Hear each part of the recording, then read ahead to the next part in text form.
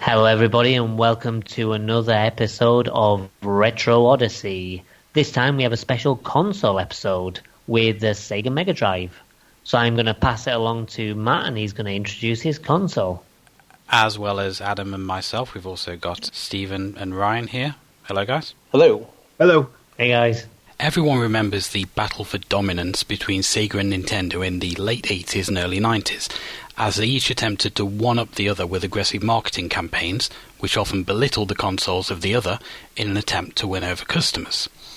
Whilst friendly at first, as Sega and Nintendo were pushing the Master System and Nintendo Entertainment System consoles respectively, things really heated up with the next generation of consoles, the Sega Genesis or Mega Drive in the non-US markets, and the Super Nintendo Entertainment System, leading to many a playground argument over which console was the best.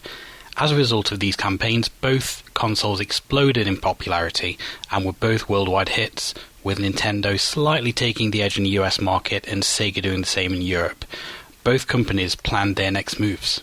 Whilst Nintendo was happy to rest on its laurels as they developed a new CD-based console with Sony, which ultimately never came to fruition, Sega was so desperate to hold on to the popularity of the Mega Drive that they released two additional systems intended to attach to the original console. The first of these was the Sega CD, or Mega CD in Europe, and allowed impressive CD-based games to be played using the power of both the base console and the CD add-on. Whilst never as popular as the original system, the Sega CD sold well enough that Sega decided to release another system a few short years later called the 32X.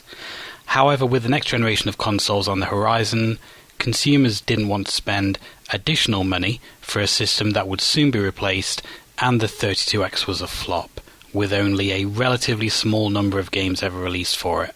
The console was jokingly referred to as Frankenstein's monster when both the Sega CD and 32X were attached, as it created a bulky monstrosity that looked ridiculous and somewhat desperate.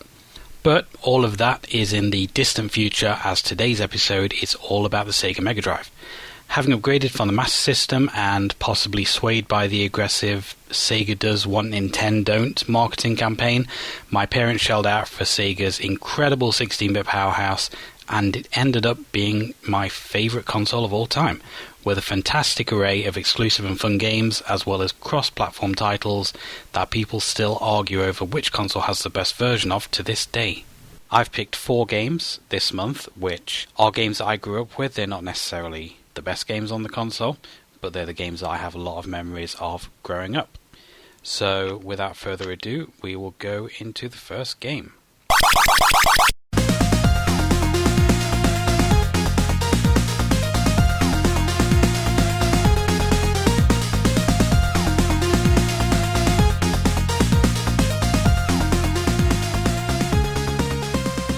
The first game that I've picked this month is Streets of Rage, which is a side-scrolling beat-em-up released by Sega in 1991 for the Mega Drive, and it allows you to pick between 3 characters, and it kind of like follows the Double Dragon formula. You just go from left to right, beating up bad guys, and it's quite a lot of fun. Me and Adam actually played this online on the Steam version, and we got almost to the end. We got to the very last stage. We didn't complete it, but we were very close. But it was a lot of fun. What do you guys think of the game? Well, before you go into it, you mentioned it followed the Double Dragon formula. Was Double Dragon actually the first side-scrolling beat-em-up? I'm trying to think of what was the first game to do it. I think it was like the first one that everybody remembers. There were earlier ones on the computers, I believe. It might have been the first major console one. Yeah, true. But as for Streets of Rage, I think, it's a classic game. I think it's kind of outdone by its older brother, Streets of Rage 2, but I think there's a lot there which does the genre justice and really kind of set the foundations for what the series was to come. I rather enjoyed it. For what I played, I didn't beat it. I mean, I have a couple qualms with it, but as far as what's good, it looked really good. I was satisfied there. How far did you actually get? I think I got a bit ways into the 3rd stage, and the reason I didn't get much farther than that is, that second boss is just murderous. Yeah, I think that's the one I ran into a wall with as well. Which one is the second boss? Is that the wrestling guy? It's the dude with like the big panther claws and the Wolverine fella. Yeah, he just takes so much health away when you get hit. He does. And in multiplayer, you actually fight two of them. Yes. As me and Matthew found out. And I was thinking maybe getting the second person in there would be easier. Well, the kind of trick that I found with the bosses was basically just to save up your special and then just go to town. Because I found that between me and Matt, we had two to start with. And then every time we died, that's like another two. So we just kind of kept on spamming those till the boss was pretty much dead. As soon as we were about to die, we made sure that we popped the special as well. Yeah. I don't know if the specials change from character to character, but I like that. Oh, they do? So, yeah, I like that the chick, her special is the police roll up and shoot a bazooka. Well, it's more or less the same. I mean, one of them, as you say, with Blaze, it's a bazooka. And then I think with... Axel has a minigun. That was the Adam that had the minigun. Because I'm sure my character was using the minigun and I was playing as Adam. Oh, right, okay. So, yeah, that one has the minigun and Axel But, yeah, has, I mean, they're all kind of variations on the same basic thing. I mean, they're effectively the same special, but with aesthetic variations. I mean, they're nothing really unique, but, they're kind of nice and cool to look at. Yeah, something that they didn't do in the second game, I believe.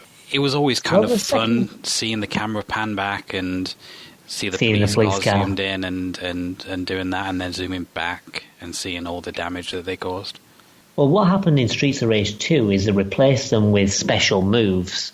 So instead of calling in the police, you've actually got special attacks that are superpowered, but, do a little bit of damage to yourself as a way to have a bit of a payoff, which, is probably better as a beat-em-up mechanic, but I still find a lot of charm in those police cars, especially like on the second to last level, you go up the side of a skyscraper in an elevator, as you normally find in these beat-em-up levels, and the higher you get, the crazier your special becomes, because it pans down the building, then left to the police car, and then it pans right, and then all the way up again. It takes quite a long time, and it's pretty cool to look at, if a little silly.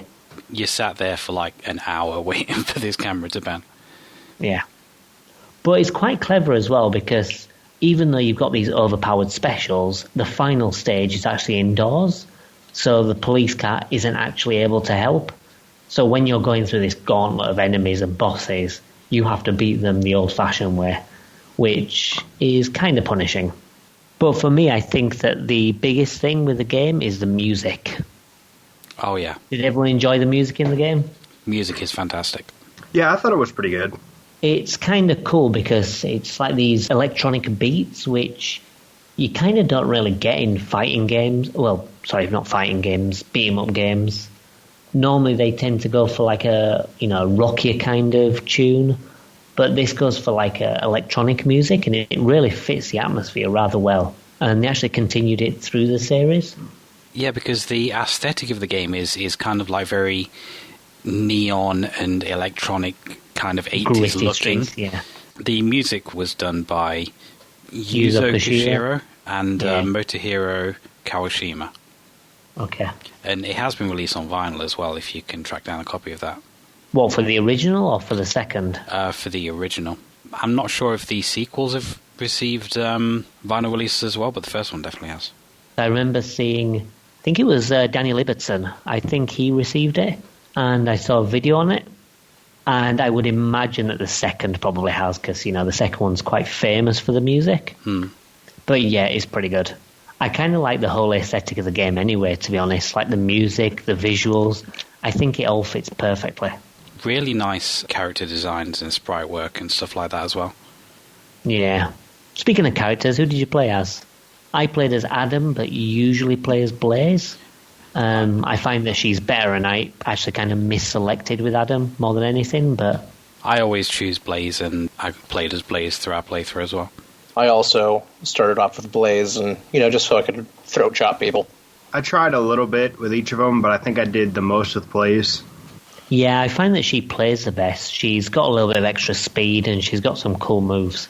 Like kicks and stuff seem to be pretty powerful. And I think Axel's just that little bit slower, and it feels kind of more difficult with him. I mean, he's obviously the iconic character from the series, but I think she's probably the best one in, like, all three of the games. I will say one thing I did not like about the game was the way that the enemies moved around. I think I know what you're going to say here, and I will probably agree. Some of them are super direct, and they'll go after you, and you can fight them, toe to toe like you're supposed to. But then some of them will just sort of do kind of like a loop around the stage. It's kind of because you're trying to catch up to them and intercept them, but if you miss, then you have to kind of wait for them to loop back around. Yeah, I found that a lot of them kind of back off, and when they back off, they go off screen, and you can't hit them off screen, so you just kind of have to move back to the other side of the screen so that they'll actually follow you and come back on again. Because if you stay to the side, they just won't come back on. Yeah. And, from what I remember, I think that's a problem with all of the Streets of Rage games. I mean, obviously, the games kind of improved in quality with each one, so they were all strong titles. But I think in terms of enemy movement, that was quite a common issue. I think they improved it a little, but still, them going off screen is still an issue. It was almost like the exact opposite of its contemporary Final Fight, where in Final Fight, some of the enemies they're all aggro, and you get overwhelmed. So yeah, I get that. There's got to be a happy medium in there somewhere. One thing we notice as well is that when they go off screen, if you then trigger your special ability, it won't hit enemies that are currently off the screen. Yeah, I don't think it does. But all in all, I think it's quite an enjoyable experience. The good thing about the game is it's dirt cheap. Personally, I've got it on the Mega Games 2 collection, which has like 3 amazing games on it.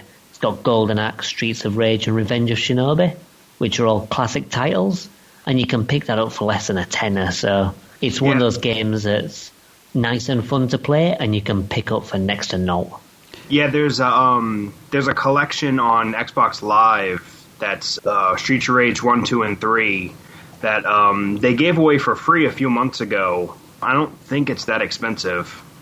Oh yeah, I bought it on Steam, and I think it was 99 cents or something, so I think it's pretty cheap to pick up. They also I'm assuming on PlayStation as well, it's like the Genesis Classic something collection. It's like 50 classic Genesis games, and it includes like all the Final Fight games and Revenge of Shinobi and all that. Like all the big ones. All the Final Fight games? Do you mean Streets of Rage? The Streets of Rage. Final Fight was on the Mega Drive. Oh yeah, all the Streets of Rage. Yeah. Is on pretty much every single compilation that's been released for the Mega Drive, because it is, outside of Sonic, I would say that Streets of Rage is probably the most iconic game for Mega Drive, and one that people think of straight away when you say Mega Drive.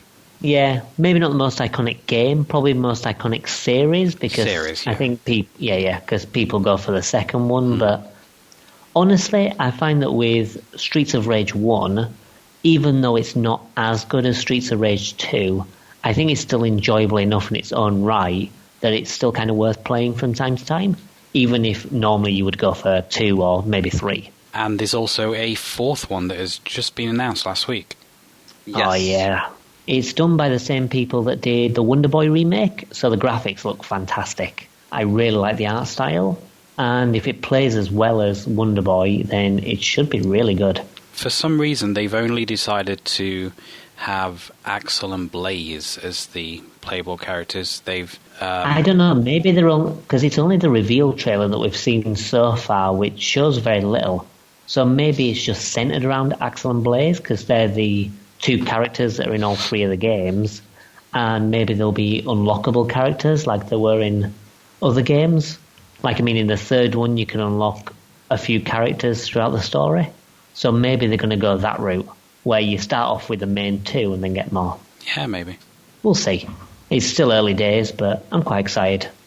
I just hope that they kind of add a lot more, because the brief bit of gameplay kind of looked like every first level from a Streets of Rage game, and it included like enemies that we've seen before. I'm sure there will be new stuff. I'm sure it's just like old characters just to, get people excited and stuff. Yeah. And I'm sure that was intentional as well. Yeah. I'm sure it is. I don't think they're just going to rehash like all the environments and all the enemies just completely, because that would be an anticlimax, but I've got high hopes for it. To be honest, the main thing for me is that Sega's, releasing something from an old franchise that isn't Sonic. If this goes well and people buy Streets of Rage 4, which I'm sure they will because like the internet's talking about it at the moment, yeah, hopefully they'll revive other classics too, like the Shinobi games and, even things like Burning Rangers and Knights and, like all the other franchises they have. They have tried rebooting Shinobi quite a few times. I Well, have they a did the 3DS game. Yeah. Yeah, they did do that, and I don't think it sold very well. Although I played it and it was okay. It wasn't like the best game I've ever played, but it was solid enough. And I believe the PS2 games are quite good, but I've never played them. No, neither have I. But anyway, we're going off topic. Streets of Rage. All in all, I think it's a good game. Do you all agree? Yeah. Yeah, I think it's pretty good. I'll probably add it to my library. Fair enough. Well, as I say, like with your new Mega Drive, Ryan, I would get the Mega Games 2 instead, just because you've got 3 great games. Right. But do what you want. It's your Mega Drive. Or Genesis, or whatever the fuck you call it. We just called it a Sega. Or Sega if you're Australian. Or if it was my parents, it was a Nintendo. They were all Nintendo. Everything's a Nintendo, yeah. Alright, cool. So, what have you got next in store for us, Matt? We'll take a quick musical break and then we'll jump into that.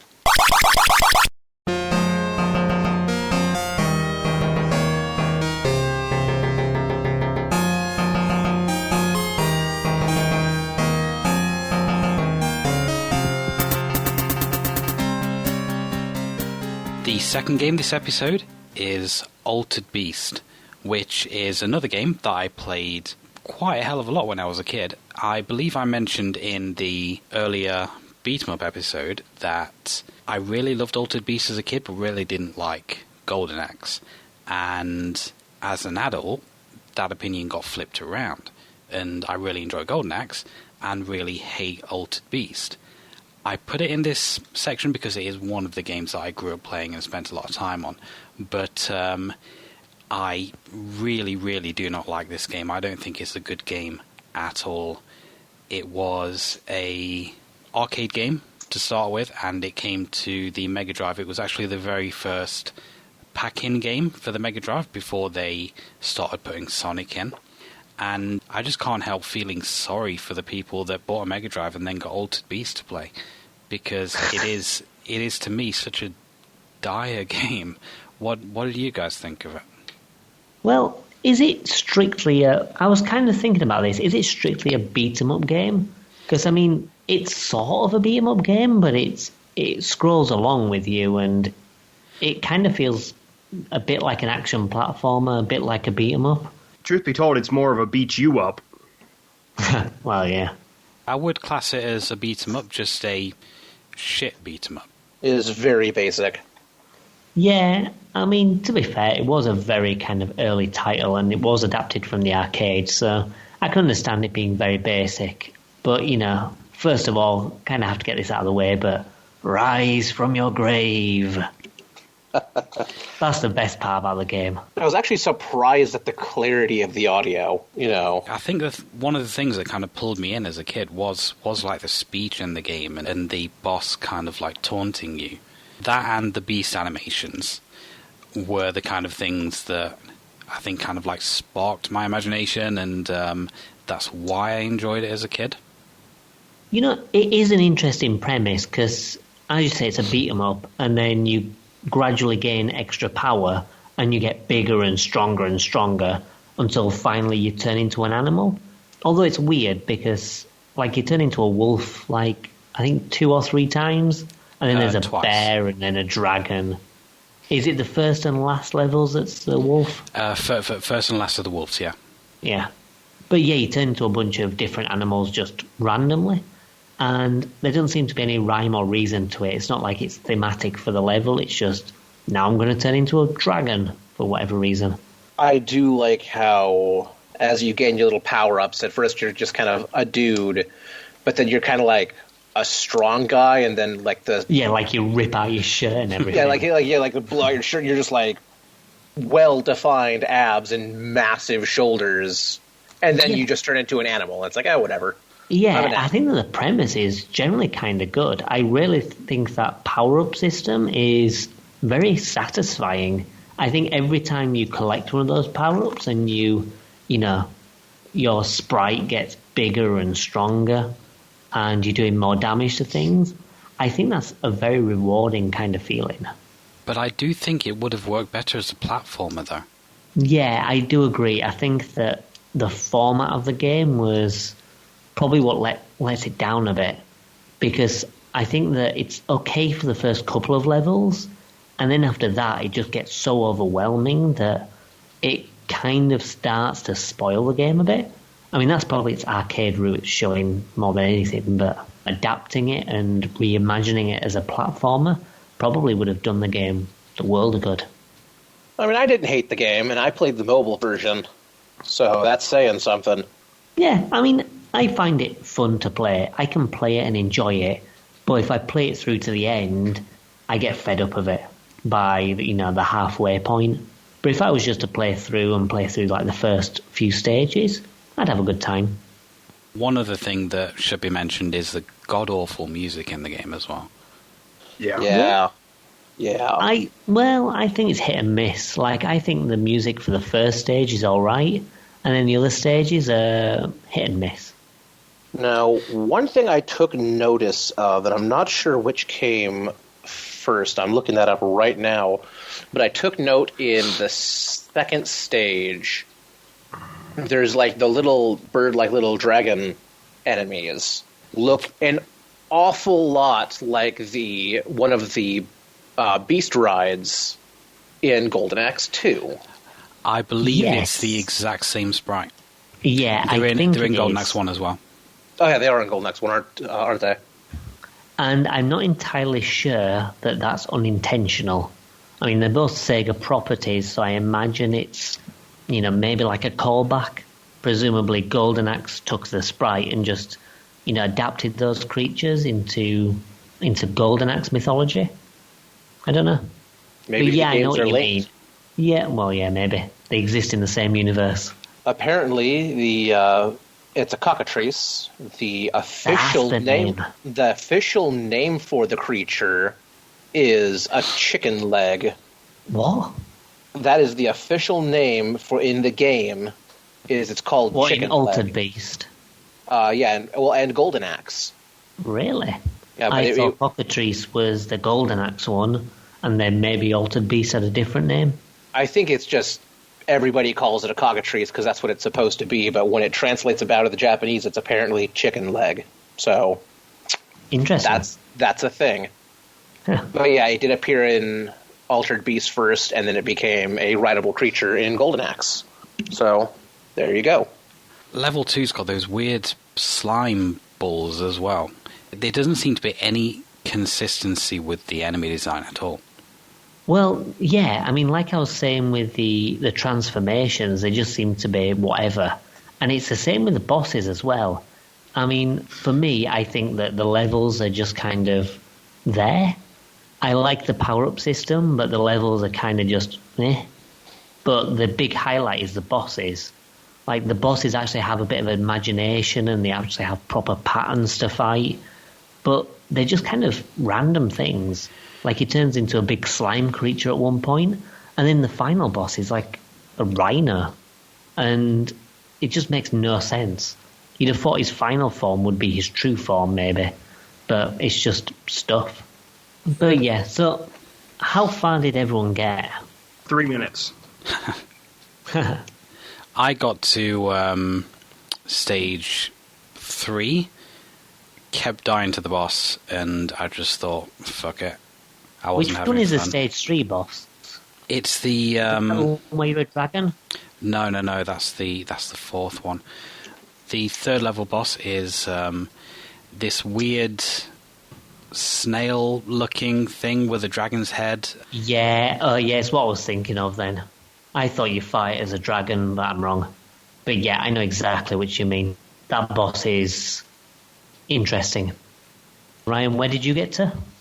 I got to the level 2 boss and got my ass handed to me, and I thought, you know what, I can do this. And I got about halfway through stage 2, and then I went, nah, maybe I can't do this.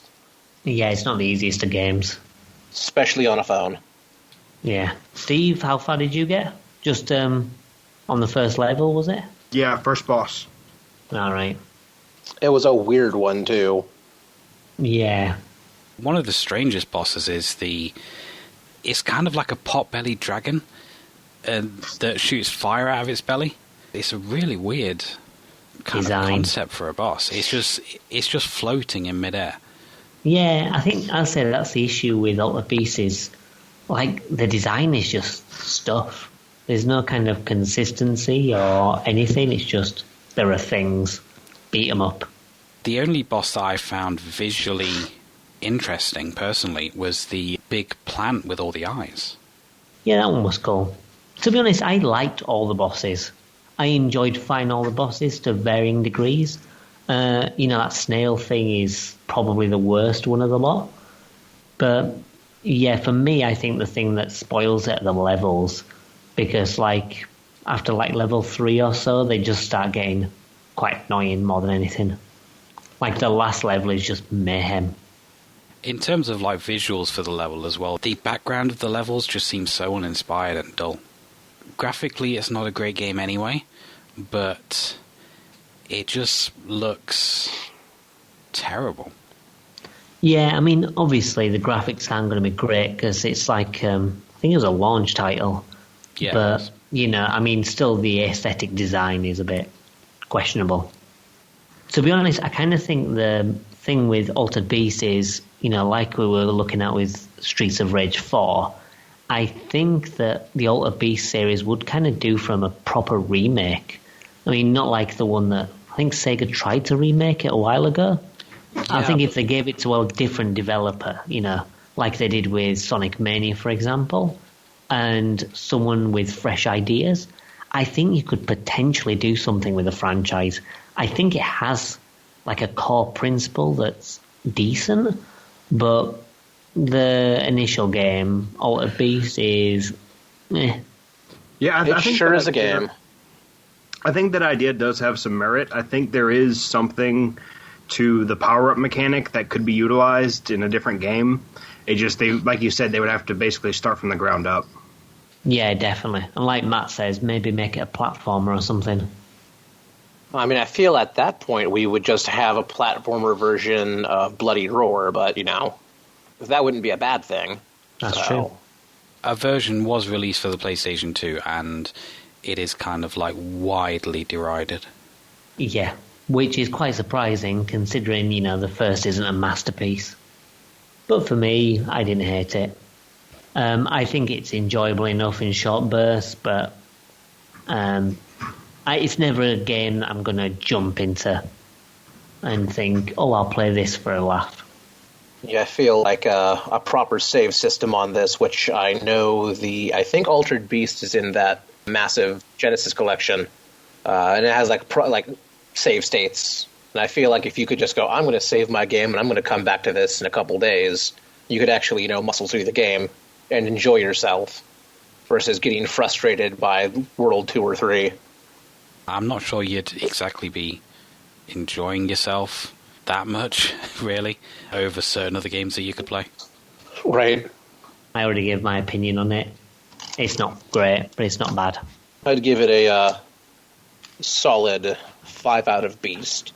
I'd give it 6 out of Altered. I'd kick it in the dick and push it downstairs. Likewise. Nice. That's the spirit we're looking for. Right, okay, well, let's get that one out of the way and move on to something hopefully a little bit better. But I think I know what's coming up next, so maybe not.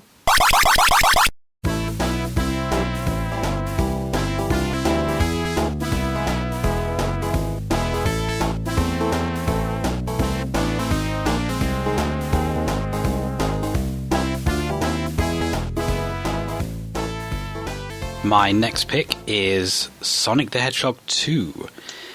I had Sonic 1 and 2 on my Mega Drive, and I always found Sonic 1 playable, but really quite difficult to get through. And I found Sonic 2 a little bit easier going, kind of more visually appealing. I found the music was a bit better as well. So this was the one I actually played most on my Mega Drive in terms of Sonic games. You can play 2-player with 1 player as Sonic, 1 player as Tails.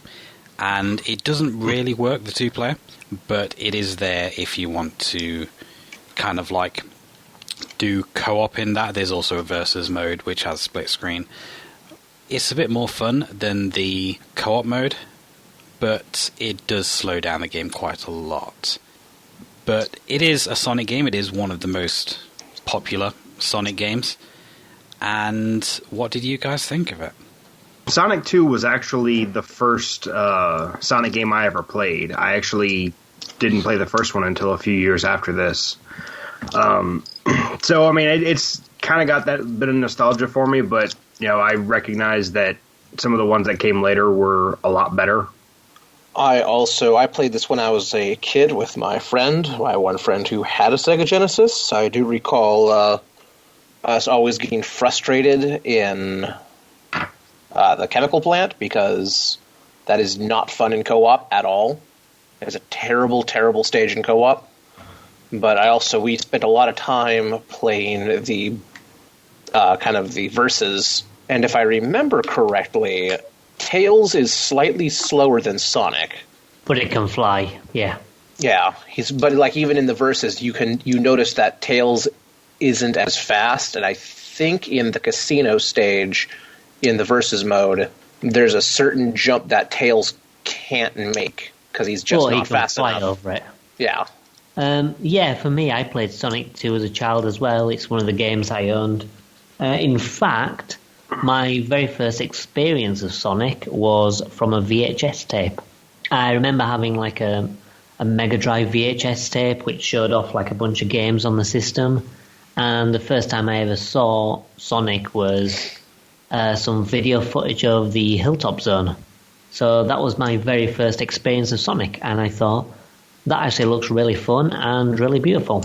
And then I ended up getting, I'm not sure, I think I got Sonic 1 on the Mega Drive, and I got the Game Gear games at some point as well. Can't remember what order I got them in, but yeah, either way, I had quite early experiences with Sonic 2. But the good thing is with Sonic 2 as well, which, you know, Matt touched upon briefly, is, you know, you've got different options to play. You can play, you know, as Sonic or Tails if you want to do the co-op. But also it has compatibility with Sonic and Knuckles. So you can actually play through the entire game as Knuckles, which is what I did for the playthrough, which is an interesting experience. I've never actually tried doing that. It was actually my first time doing it. I do have Sonic and Knuckles, so I should definitely try that at some point. I wouldn't rush to do it. Oh. The game's clearly not designed for Knuckles, so it's one of those oddities more than anything. Sonic 3 was designed for Knuckles. Well, yeah. But Sonic 2 clearly wasn't. Even just things like bugging and glitching and stuff. But, you know, in fair play to it, you know, it wasn't ever designed for that. So it was just like an extra bonus thrown in. It honestly seems like it was more of a, the Sonic and Knuckles cart almost seems like it was more of a ROM hack for Sonic 2. Well, yeah, true. So what does everyone think of Sonic 2 then? We all kind of have nostalgia for it, but as a game, do you like it? Playing through it again recently, I found it really enjoyable up until about the Casino Night Zone. I think the Casino Night Zone is... Oh, come on. ...is the best stage in the game. Okay. And it kind of goes downhill from there. I mean, the last couple stages are just awful. The Sky Fortress stage, I believe it's called, is just... Wing Fortress. Wing Fortress. It is just... bullshit. Yeah, it's an absolute mess. And the one before that, the oil... the Oil Ocean? Oil Ocean, yeah, that is just terrible as well. Oh, actually, the one before that is Metropolis. And then Oil Ocean is before that one. I hate Metropolis because there's a lot of enemies that kind of reside in the walls. Like there's the little star things that shoot their spikes, and those are horrible. Blend in with the walls. And they appear in positions that they can hit you, like you'll jump up a thing and there's a big crab that punches you in the face. Yeah. Or the things that look like Scyther from Pokemon, where they throw a thing at you and it curves in such a way that it's bound to hit you. I'd rather enjoy Oil Ocean, especially after, you muscle through Metropolis. I don't know, I just like it. It's an interesting stage. The music is nice. And visually it's neat as well. Plus there's like the oil slides. Well, for me, I kind of think Sonic 2 did a lot for the series. I'm not going to deny that. With the introduction of Tails and then the spin dash and the overhaul of the aesthetics, I think that is definitely a good thing for the series, and it really kind of set the template going forward. However, replaying it and replaying it and replaying it, I find I like the game less and less each time. As Matt said, the Casino Night Zone is sort of the turnaround point, but even then I'd kind of argue that, Casino Night's okay, but then you've got the Aquatic Ruin Ocean, or I think it's just Aquatic Ruin, which I don't like at all. I find that level really annoying. Well, no, because you can stay above water until you miss a jump, and then it's an underwater level, and it's a bad one. But it's still not a fun level, even if you're above the water, because you've got like these areas, and you've got those enemies bursting out of walls and hitting you. Then you've got the mosquitoes. You've got lots of obnoxious, spike things firing at you from the walls. And I don't find it an enjoyable level. And as you say, it's quite difficult to stay above the water. And when you go below it, it becomes like 10 times worse. Now, I will say that the Robotnik fight for that stage is my favorite one. I'm not sure it's my favorite one, but it is pretty cool. Other than that, the stage can eat a dick. Yeah. For me, I think Emerald Hill's fine. Really, Emerald Hill is just a shiny version of Green Hill. Not Casino, Chemical Plant, I think, is the best stage in the game. And then after that, things get a bit wonky. You've got Casino Night, which is decent, and the rest, range from okay to terrible. I like the aesthetic and Mystic Cave in the mines, but there's a lot of really annoying stuff in there. There's a lot of traps. And then like Oil Ocean and Metropolis, terrible.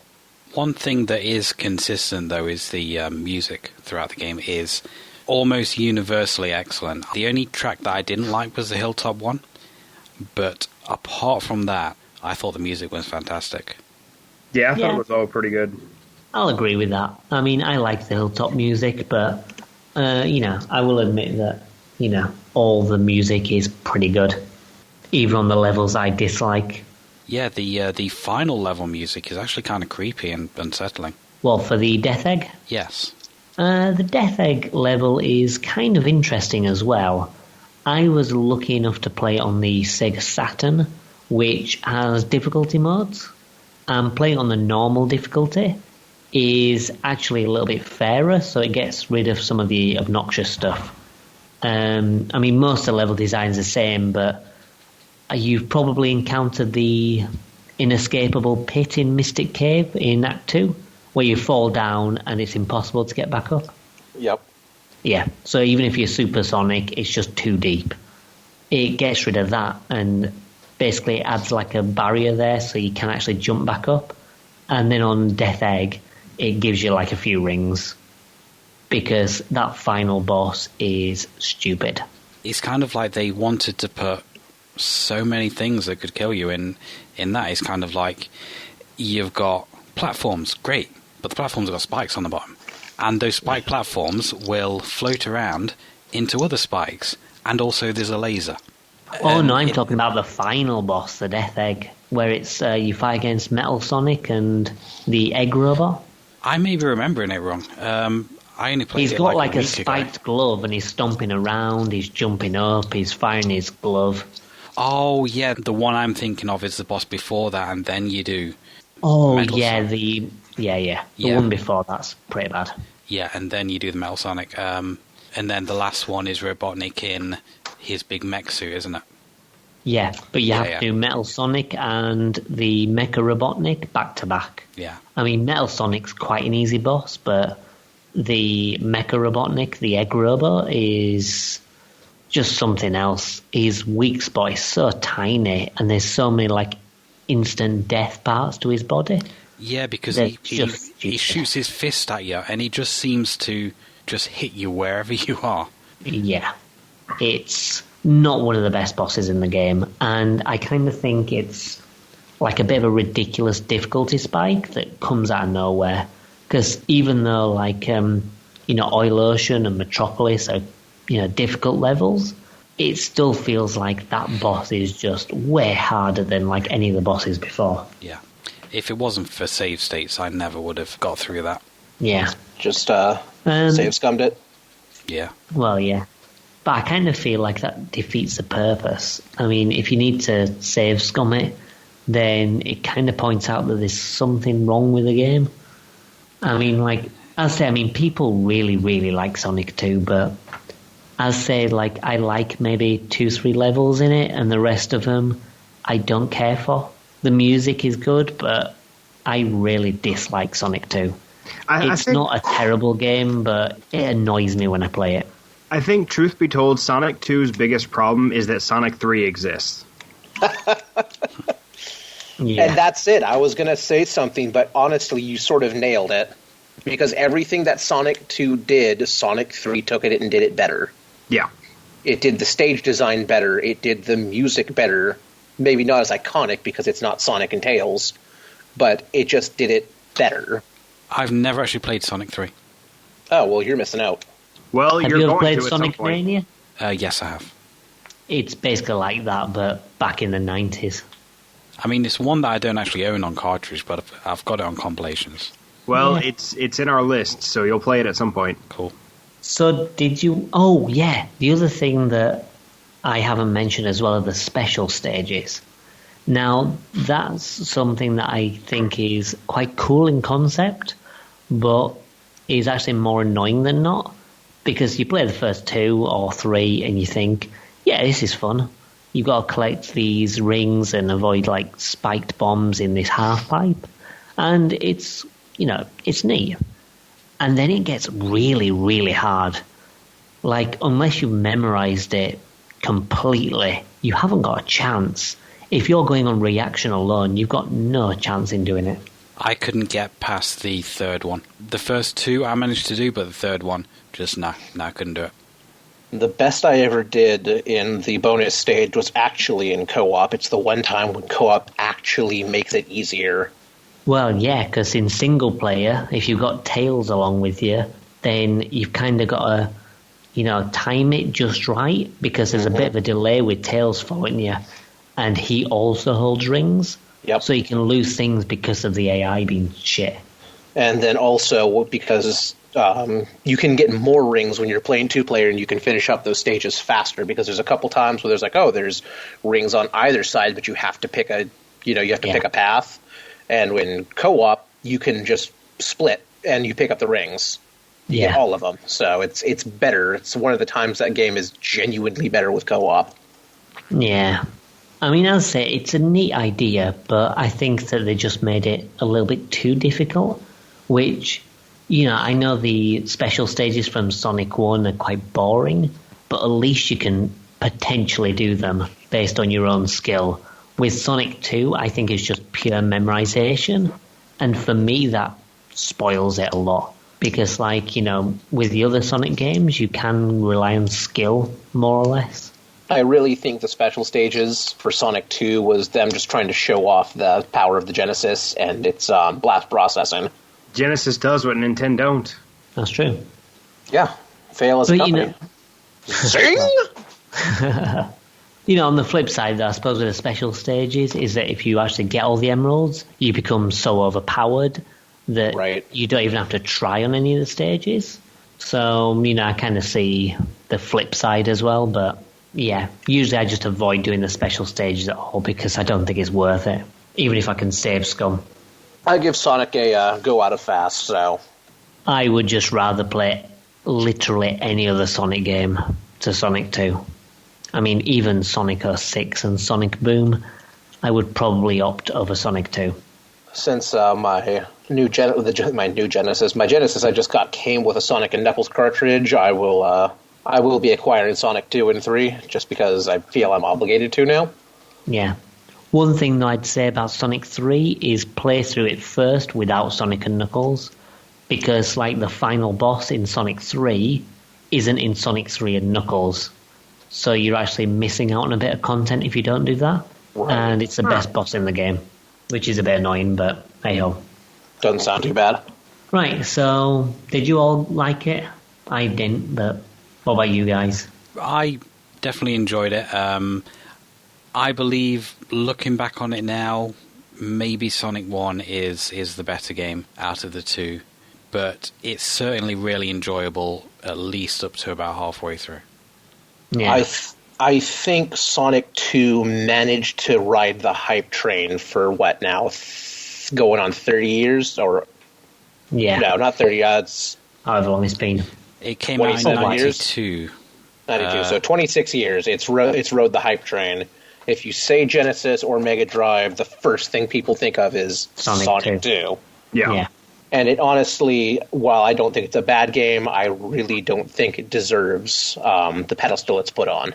Yeah, I mean, people say it's like the best Mega Drive game, and I don't even think it's close. Vector Man is a much better game. Yeah. One thing finally to mention is, as I say, I was playing it on the Sega Saturn, which actually includes difficulty modes, and it's quite an interesting thing, so I'll touch upon it. But the difficulty modes, normal mode makes a few slight tweaks to make it a little fairer in places, but then easy mode is for like a quick playthrough. So you actually play one act from each zone, and the bosses only take 3 hits to kill, which makes the game like substantially quicker and substantially easier. You know, it's a bit too easy, some might say, but it's one of those things where if you want to experience the game and you're finding the game a bit too difficult, that's always another option. That's kind of neat, actually.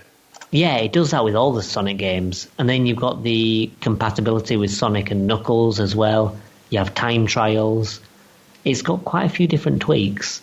If anyone has a Sega Saturn and, you know, you're interested in the Sonic titles, I'd recommend picking it up, even if you're on the Mega Drive versions. Does it cut out that one bit in Chemical Plant 2? You know which bit I mean? That horrible bit.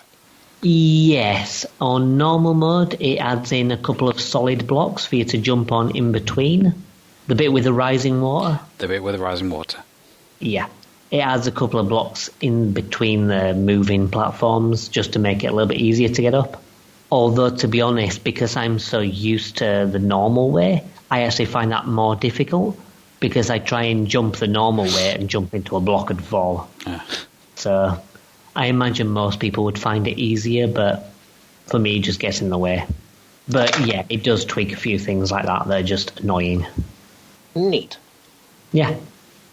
Okay, so Adam did mention just a little while ago that Sonic 2 isn't exactly the best Genesis game.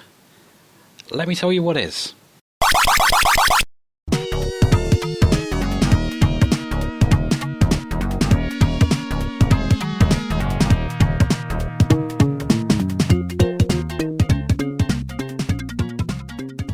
My final pick for this episode, and my personal favourite Mega Drive game, is Wiz and Liz, the Frantic Wabbit Rescue, which I am not saying out loud ever again.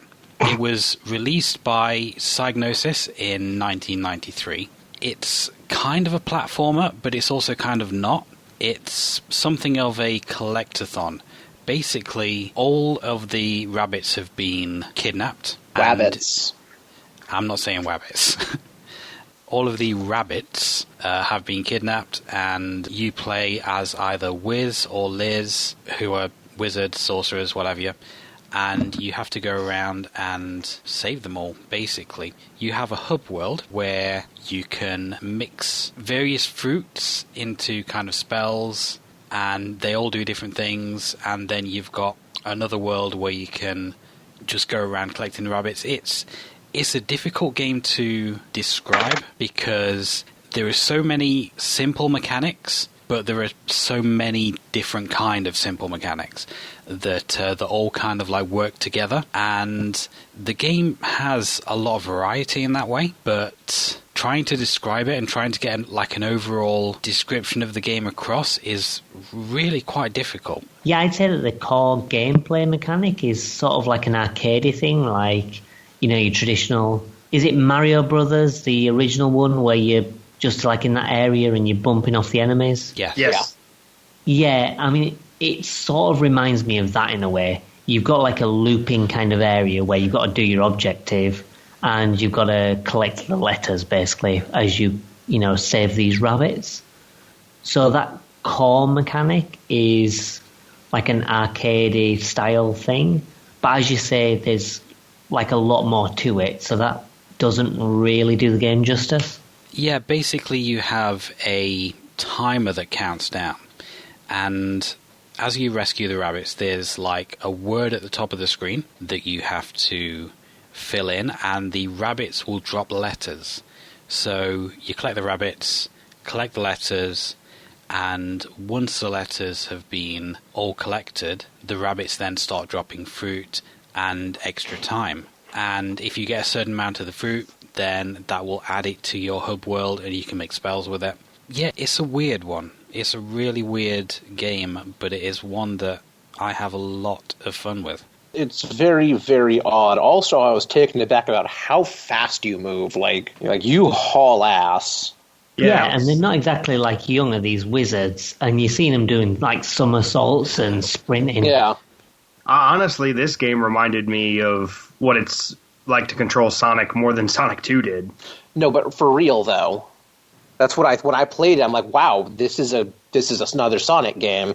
But it works well because it never feels like you're thinking, right, okay, there's another rabbit this way, I've got to walk all the way back here. Because you move so fast that you just kind of clear the level in like seconds.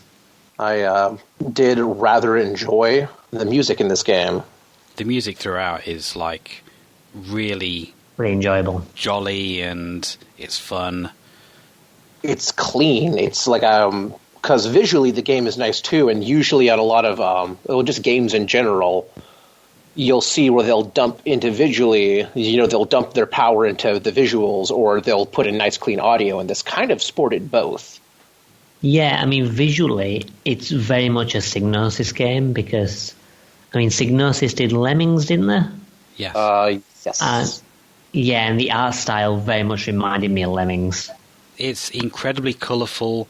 There's really nice sprite work. Yeah, really soft-looking letters as well in that kind of... I don't think it's Comic Sans, but it's that kind of font where it looks, round and happy. All of the fruit as well looks really happy because they've all got faces. And all the fruit just looks like they're loving it. You keep saying bright and happy, but I would just like to point out that the first boss, which is some flower, the mad flower or something like that, yeah, is horrifying. Yeah, all of the bosses are horrifying in a cartoony way, but in a really unsettling way. It's sort of like Cuphead in that regard, where the bosses are kind of very happy looking, but also kind of weird. Also kind of in a Contra-y way. Like you shoot the eyes out of this. Well, you end up just shooting the whole face off the flower. Yeah. And it's really disturbing. Also, the rabbits will explode eventually. Yeah. Yeah, they do. And that's also a little horrifying. I don't think they explode on the lowest difficulty, but I think on second difficulty upwards, they can explode. If you wait too long, they'll start flashing and they'll blow up, and it's just like, Jesus. But it's kind of weird, really, because you've got the main gameplay, which is like collecting all these letters and stuff, and then suddenly you're thrust into like this boss fight, and you're just spraying all this magic at them, and as they're ripping out the eyes from its sockets, and tearing these bosses a new one. And then you'll get the odd mini games. Where the mini game I found was you have to throw tomatoes at people who are in stocks. Stocks. There you go. And it's like, what the hell is wrong with this game? It's just a lot of different things kind of like thrown into a pot, and through the unification of a visual style and the music, it kind of brings it all together, and it just works. Really, Matt? Were these thrown into a pot and mixed together like some sort of witch's brew? In terms of the way that you mix the spells, generally in the lowest difficulty level, you don't really need to worry about it too much. But from the second difficulty level upwards, you kind of need to strategize quite a bit. You kind of need to know what all the fruits do and kind of like buy and sell certain fruits, because you have a shop that you can open as well. Buy and sell certain fruits to give you certain effects and give you more time on the timer, or open up bonus levels that will give you extra stuff as well. There is kind of like a whole strategy element to it that if you've only played the lowest difficulty, it really doesn't play into it that much. But by the time you get to the hardest difficulty, you absolutely need to know what every fruit combination does, and you need to use them well to get through the game. I think this is the kind of game that, would benefit from having when you're a child. One of those games that you replay again and again, and then you're just discovering more and more stuff. As you say, with like the fruit combinations, and as you play the higher difficulties, you get access to more bosses and more things. And it's just something that you gradually unravel the layers of, which I think you'd appreciate more as a child and discovering those things, rather than now where it's just like, okay, I've beaten this game, and then it's like Ryan saying about throwing tomatoes at guys in stocks. I'm like, oh, I didn't get this. What the hell? Yeah, my original copy of the game still has my little handwritten notes of all the different spell combinations. That's actually kind of great. I think that time investment really would do this game like a lot of justice. Yeah, like I said, you do need to know the combinations if you're going to get far in the later difficulties. Yeah, definitely. It's definitely a player's guide game. Well, I'm not even sure, because how would you do a guide? It's just like run around, collect the rabbits. You'd only really be able to get like tips, maybe? For the spells. I suppose. Yeah. Considering how many fruit and vegetables there has to be a solid 24 combinations. Oh, way more than that. Yeah. So what do you think, Steve? I actually quite liked the game. At first, I was really confused. I didn't know really what was going on. But as I worked my way through the levels, I kind of got a feel for it, and ended up enjoying myself quite a bit. Yeah, that was basically my experience, too, was I didn't know what the hell I was doing. I had no idea what my goal was. I mean, it sort of hands you what you need to do, and I guess that's the point of the apprentice level that they throw you into, is it just kind of like, here, we're going to throw you out into the world, spread your wings and see what you can do, and then you go like, oh, there's a ton of stuff I can do, and now I'm throwing tomatoes at people in stocks. Yeah. I'm not going to get over this. That was so unexpected. It's one of those games that's simple on the surface, but has a surprising amount of depth. Yeah, I think that's absolutely an accurate description. But it is one that you can just jump in and do a few levels and dip out and have fun doing it. Because there is just this joyous kind of like feel to it. I mean, even the box art, if you're listening at home, Google the box art. The box art is just wonderful. It's got these elderly wizard couple, well, no, I think they're brother and sister actually, and the wizard is just got like an armful of rabbits and he's running around. The witch is kind of like looking up at the moon with a worried look on her face, and it's just really, really nice box art. It's whimsical. Yeah. And then you throw tomatoes at people in stocks and rip a flower's eyes out, and you're like, oh my god. But hey, it was the 90s. Did the game ever get like a re-release or anything on like any virtual consoles or anything? Or is it literally just the Mega Drive? It is Mega Drive and Amiga, and it never got released anywhere else. I thought I saw that it got a DOS release as well. Not according to the Wikipedia page. It just says Amiga and Mega Drive. But it's not particularly expensive to get a hold of if people are interested in picking it up. About £16 box on eBay if you're in the UK. That's not terrible. And that's about $24 maybe? Yeah, that's not too bad. I kind of say it's probably worthwhile, especially if you're gonna, put the time investment into it to discover everything it has to offer. I'm going to get it. This is definitely going to be added to my library once I start building it. Good idea. Yeah, I think this would definitely be worth picking up. I don't know if I'd spend a whole lot more than $25 on it, but... Yeah, I think the current price is probably just about right, but if it climbed higher, it'd be probably a bit tougher to recommend. But like I said, it is probably my favourite game on the system, which is why I left it till last. And I just get so much fun out of playing this game. Yeah, and that's fair enough. I had a blast. Right. Cool. So we'll take a final break then, and we'll have a look at the challenges that we did and discuss which one was our favourite. For all of the games in this episode, I set challenges to see if people could complete them for each game. For Streets of Rage, the challenge was to find the infinite loop, which is a challenge that Adam suggested. And we didn't get quite far enough into Streets of Rage to actually discover that. I mean, Adam knows where it is, I don't. You know the solution anyway, don't you? Yes. What about you two, Ryan, Steve?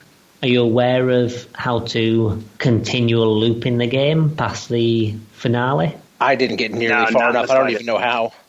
All right, well, do you want to explain it, Matt, or shall I? You explain it, because I still don't know the exact specifics of it. Yeah. Well, basically, you get to the final boss after, taking down loads of his minions and refighting all the bosses. And the boss basically says, do you want to join my gang, or do you want to fight me? And if you say you want to join his gang, he inexplicably opens a trapdoor and sends you back to the factory level, which I think is like level 5. And you have to replay like half the game again. That's actually kind of clever. It is, but it drops you back to like the most annoying level in the game. It's got all these like conveyor belts and these machinery slamming down. Well, that's what you get, you hooligan. Yeah, exactly. So it's like, no. Don't go for the bad answer. Give a proper answer next time. But it's a neat little thing, and it's cool that they have it. And the games kind of continue that, where you have an option to basically be the bad guy. But Streets of Rage kind of started it with that option, I guess. With the good ending and the bad ending? Yeah, sort of. Just multiple endings, I guess. Okay, so on to Altered Beast. The challenge for Altered Beast was to play it without throwing the cartridge out of the window, which I managed to do because I played it on the PS3 on a compilation. So I couldn't chuck the cartridge through the window because I didn't play it on cartridge. Mine was on my phone, and I wasn't going to throw my phone. Yeah, mine was emulated, so, I wasn't going to throw my PC. Yeah, I was playing on the PSP collection, so I actually could have thrown the whole system, but I did not. Okay, so we all succeeded then. Just. A winner is you. For Sonic 2, the challenge was to complete the first level in 25 seconds, which is something that I wasn't able to do. I managed about 45 seconds as my best time. Did you guys manage to do it? No, I think I did about a minute. I don't even know what my time was. I know it wasn't anywhere near 30 seconds. Well, I think I was probably the only one that managed it. I got like 20 seconds. There's sort of a trick to it. Once you get the speed boots, you can bounce off the tops of enemies and just kind of avoid all the platforming if you're kind of moving at the right speed. So you've just got to, I suppose, just go fast. I watched your YouTube clip, and yeah, that's honestly really impressive. Yeah, I mean, it's not actually that hard to do. It's just kind of knowing, where to do it. So once you get that rolling with the speed boots and you can start hitting the tops of the enemies, you kind of just keep holding right and you just keep on bouncing until you reach the finish. You can slam through Donkey Kong Country levels like that, too.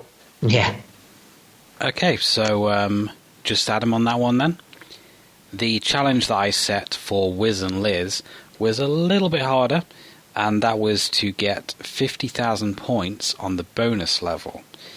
Now, to get to the bonus level, you need special letters that occasionally drop from some of the rabbits, which spell the word bonus.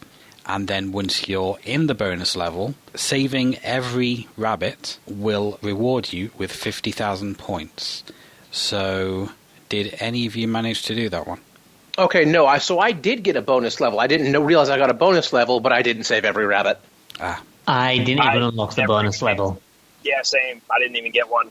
I managed to get like a couple of the letters, but I got it by mixing fruit, and I didn't actually find any inside any rabbits. And because you can't re-enter the levels, I kind of found that I was limited to, unlocking the letters. I could have replayed the game to try and see if I could do a little bit better next time, but I couldn't be bothered, to be honest. So I never even got to the bonus level. I've done it before, but I wasn't able to do it on this particular playthrough, just because I didn't find all the letters to enter the bonus level. Yeah, I think that's probably the hardest part. Well, for me. Yeah, but I mean, still, even without doing the challenges, I think we all had fun with the games for the most part, apart from Altered Beast, which is shit. And Sonic 2. So, what was everyone's favourite game? Adam? Well, for me, as I say, I didn't really care for Sonic 2, and Altered Beast, even though I think's okay, isn't the best. So it's kind of out of Wiz and Liz and Streets of Rage. And I'm going to have to give it to Streets of Rage, to be honest. But I do know that most of that is probably down to nostalgia. I think Wiz and Liz probably has the most going for it in terms of, with all the different kind of content and all the, kind of things that it does that are different and things that it throws out of left field. But I think Streets of Rage is just a solid beam-up title, and I always have fun playing it. Yeah, that's fair enough. Ryan? Well, I was Wiz and Liz, no contest. Sonic 2 holds a lot of nostalgia for me, but at the end of the day, it is just nostalgia. And with Streets of Rage, as fun as it is, I played Final Fight first, and that's just kind of... Now I have an opinion, and I felt that Final Fight was a better series. And Wiz and Liz was so odd and fresh that I immediately, as soon as I realized what I was doing, I basically just fell in love with it. Yeah, cool. A man after my own heart. Stephen? Yeah, I'm going to say Wiz and Liz, too. I am not a huge fan of beat-em-ups. I've never been very fond of them. And like I said, Sonic 2 mainly suffers by, the existence of its sequel. So yeah, I think Wiz and Liz is definitely the clear winner for me. Okay, awesome. I honestly thought that you all would pick Streets of Rage, but I'm pleasantly surprised that three of us enjoy Wiz and Liz the most out of this lot. So yeah, I mean, it's a testament to how good the game is, I guess. Because, as I say, it was pretty close call for me too. Yeah, and the fact that no one really knows about the game is just a crime. Well, it's good because it keeps the price down. Aye. So hope we don't raise the price. Well, yeah, buy it quickly while you can. Okay, so that was everyone's favourite game. I will now pass back over to Adam to lead us out. All right, well, thank you very much, Matt, and those were some interesting choices for your favourite console. Next time we're going to go into something a little bit more traditional for us, a themed episode. I'm not going to give it away, so you'll have to stay tuned next month to find out what that is. All that's left to do now is say goodbye to everyone. So Ryan, Steve, Matt, bye-bye. Until next time. Bye. Goodbye.